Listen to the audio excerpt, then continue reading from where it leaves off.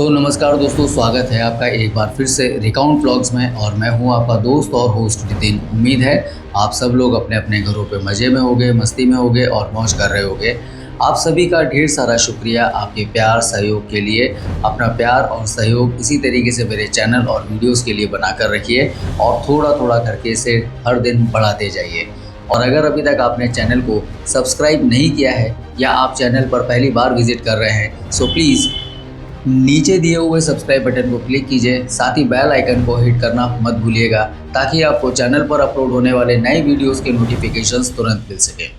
तो चलिए आज का वीडियो हम लोग शुरू करते हैं, जिसमें आज मैं बात करने वाला हूं शिक्षा के व्यापारीकरण की, यानी कि शिक्षा के व्यापार की, जो आज हमारे देश में एक बीमारी की तरफ फैल चुका है। एक्चुअली मैं ये वीडियो शायद कभी बनाता नहीं, लेकिन आज से ठीक 2 दिन पहले मेरी एक पेरेंट्स से बात हुई थी। तो उनसे जब मैंने बातचीत करी तो मुझे ऐसा फील हुआ दैट कि मुझे ये वीडियो बनाना चाहिए, क्योंकि मैं खुद भी एक टीचर हूँ। इसलिए ये वीडियो शायद मेरे दिल के बहुत करीब है। और ये बातें जो मैं आज आपसे करूँगा, ये मैं उन सभी पेरेंट्स को डेडिकेट करना चाहता हूँ जिनके बच्चे स्कूल में पढ़ रहे हैं और वे खुद अनपढ़ हैं या पढ़ लिख नहीं सकते या अपने बच्चों को खुद नहीं पढ़ा सकते।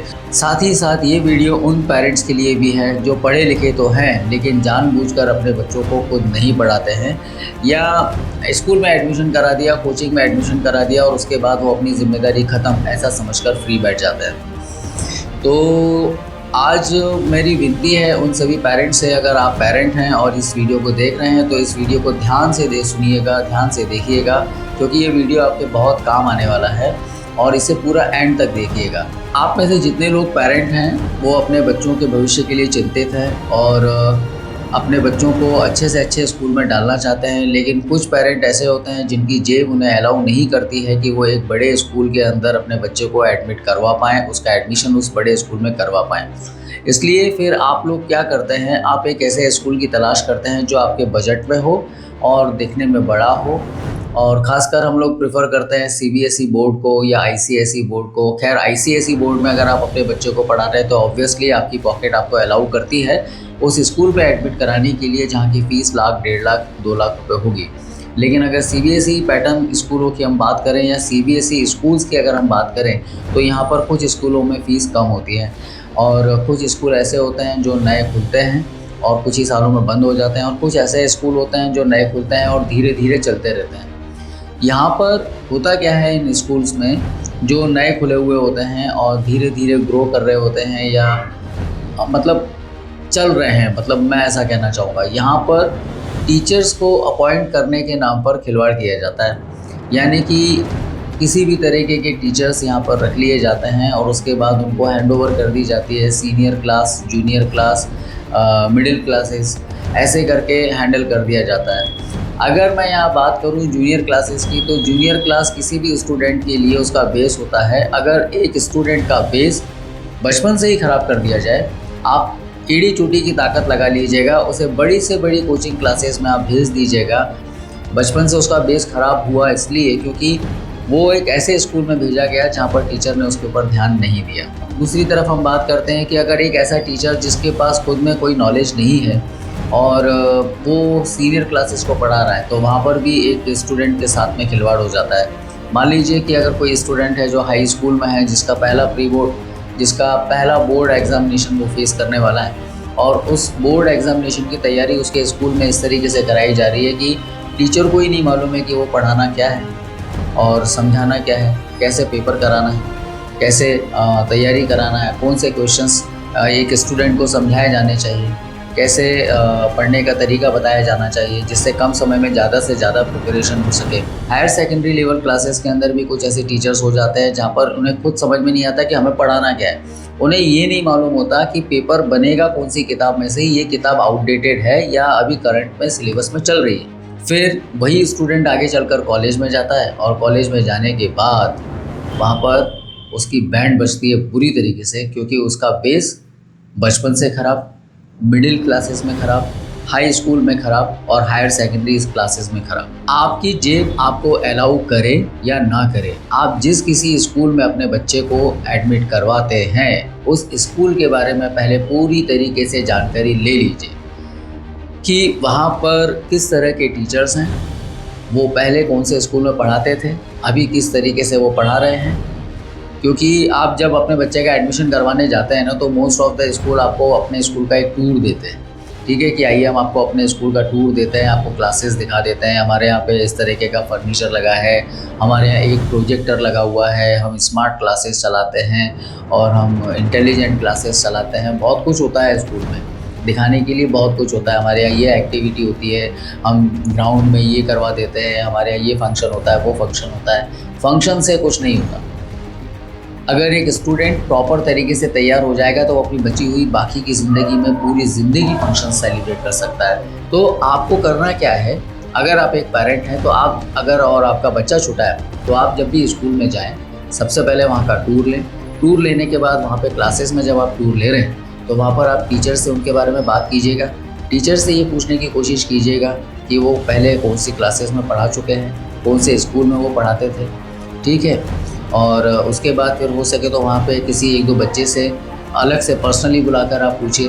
पर्सनली अगर आप बुलाकर पूछेंगे तो शायद आपको ज़्यादा बेटर अच्छी जानकारी आपको मिल पाए, सच्चाई आपको मिल पाए। फिर भी एडमिशन लेने के बाद पहले भी 2-4 और ऐसे लोगों से बात करने की कोशिश कीजिए, और कोशिश कीजिए छुट्टी के समय पे, क्योंकि छुट्टी के समय पे बच्चे फ्री होते हैं, उनके पेरेंट्स भी आपको मिल जाते हैं, तो आपको ज़्यादा सटीक जानकारी मिल जाएगी।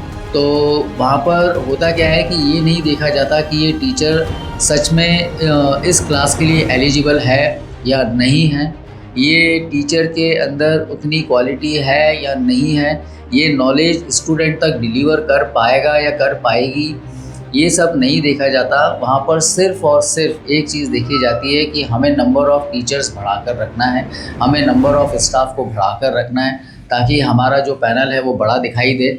देखिए, जो बड़े और रेप्यूटेटेड स्कूल होते हैं ना, वो रेप्यूटेटेड होते ही इसलिए हैं क्योंकि वहाँ पर स्टाफ का मेंटेनेंस किया जाता है। स्टाफ का मेंटेनेंस यानी कि उस स्टाफ को रखा जाता है जो एलिजिबल होता है, वर्दी होता है, और उसके अंदर योग्यता होती है अपने पास रखी हुई नॉलेज को स्टूडेंट तक डिलीवर करने की। मैंने अपनी आंखों से देखा है, इसलिए मैं बोल रहा हूँ। मैं खुद एक टीचर हूँ, इसलिए मैं जानता हूँ। मेरा आए दिन स्टूडेंट्स के साथ में पाला पड़ता है। मुझे ये भी जानकारी रहती है कि किस स्कूल में किस लेवल की पढ़ाई हो रही है और किस स्कूल में क्या सिस्टम चल रहा है। हालांकि कुछ स्टूडेंट्स भी ऐसे होते हैं जो ऐसी कंडीशन को डिज़र्व करते हैं।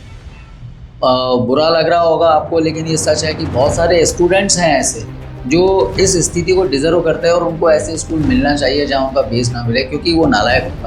कुछ ऐसे टीचर्स भी मेरी नज़रों में आए जो 11th-12th को हैंडल करते थे और उन्हें ये नहीं मालूम था। जैसे मान लेते हैं कॉमर्स का एक एग्जांपल मैं आपको बताता हूँ जो मैंने देखा था, कि कॉमर्स के टीचर को ये नहीं मालूम है कि वो जिस किताब में से पढ़ा रहा है वो किताब आउटडेटेड हो चुकी है।